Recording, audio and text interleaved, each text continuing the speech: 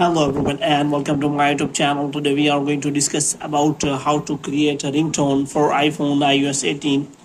For example, if you do not want to use that custom ringtone for iPhone iOS 18 and you want to create a new one for yourself, so how you can create that ringtone? Well, this is what you have to do. You have simply watch this video completely. So without wasting any time, let's start the video. So first of all, what you have to do, you have to simply make sure that you are connected to a proper Wi-Fi or internet connection.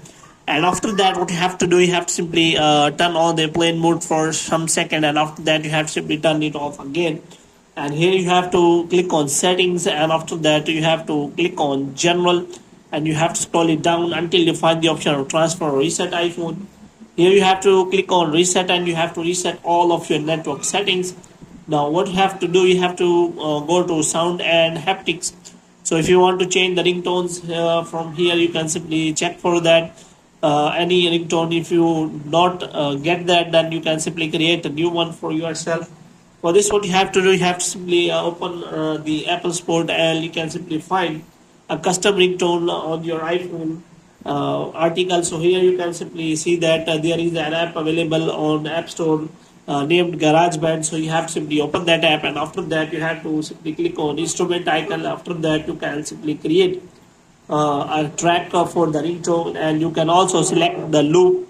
Moreover, you can also add a custom song for your ringtone, and after that you can simply drag it and all the way to, you have to click on tracks view, and after that you can simply trim that section you want to add as a ringtone, and after that you can simply create that audio file, and that audio file will be shared.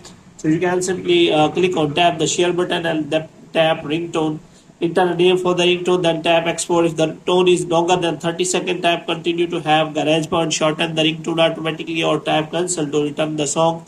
So you can shorten, which means you have to simply create only 30-second song part, so that you can simply use it as your ringtone.